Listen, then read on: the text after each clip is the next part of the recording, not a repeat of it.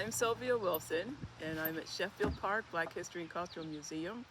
I'm here with my sister Carolyn, and we are in Clarksburg, Ontario, just outside Thornbury. So tell me about the Sheffield and the area and Well, the whole museum idea came from our Uncle Howard Sheffield, and he passed in 2008. But in the 1990s, he was doing family history and storing up all the stories he heard as a child. And for Black History Month, people were asking him, where did the Sheffields come from? So he started gathering up newspaper clippings and photos that he had and began telling the story of the Sheffields. We believe they originated from Britain or England, but we also believe we came up through the British colonies in the lower states as well. So that's the Sheffield side of it, but we are multi-linked in very many family background trails.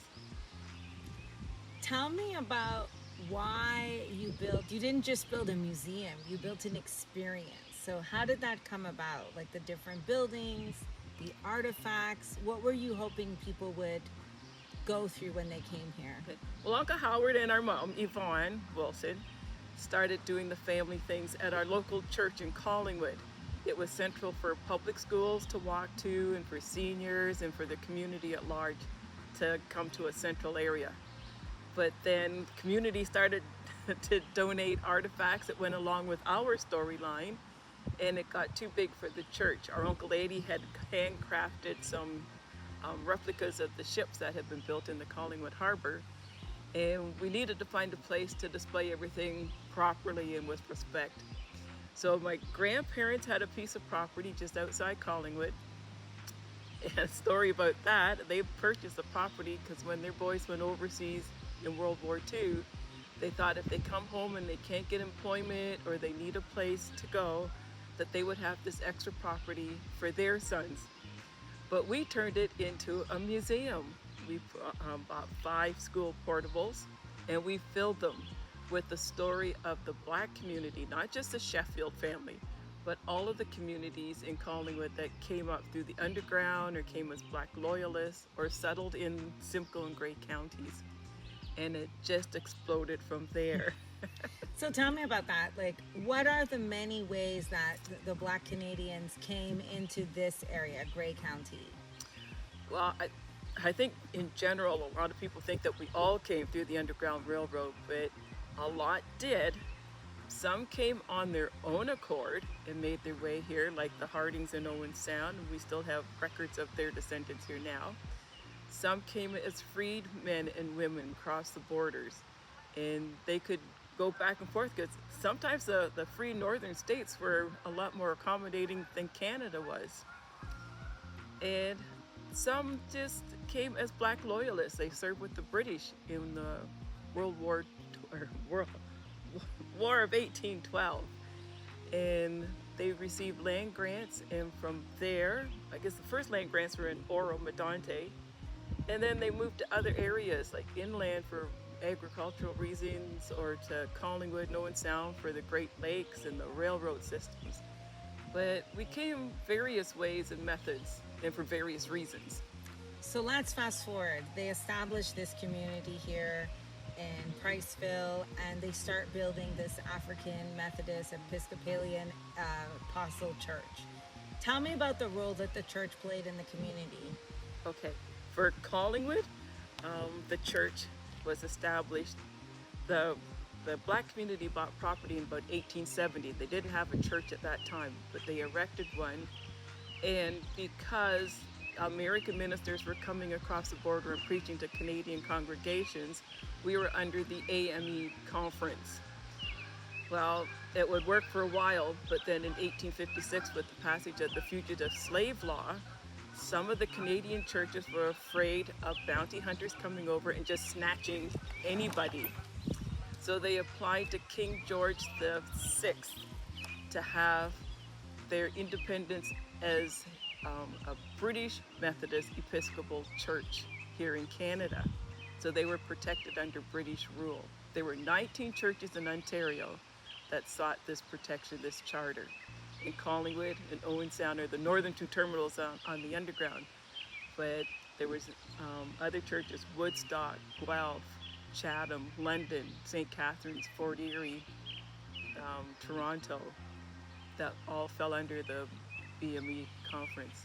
Wow. So for you, Sylvia, what does keeping your family history and the history of other Black communities in the area alive? Like, why do it? It's a lot of work. Why do it for you?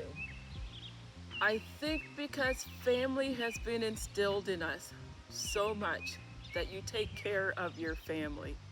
And I think it comes from the days of being enslaved, when family was so fragile, when your family members were taken away from you. Your mothers were separated from the children, the fathers were taken away.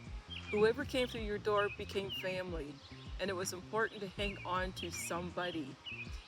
And I think that's just been instilled in generational pass-me-downs kind of thing, that you respect your elders, you listen to the ancestors, you hang on to the future, and you look forward to what the children are going to have to face.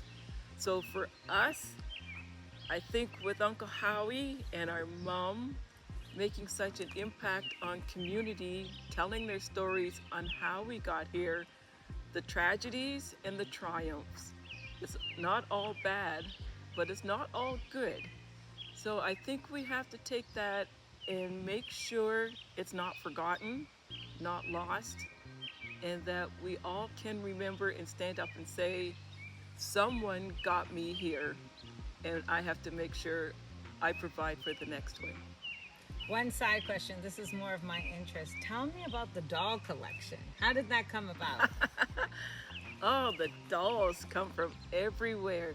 We've collected dolls, or we'll see a doll, and people have just donated dolls.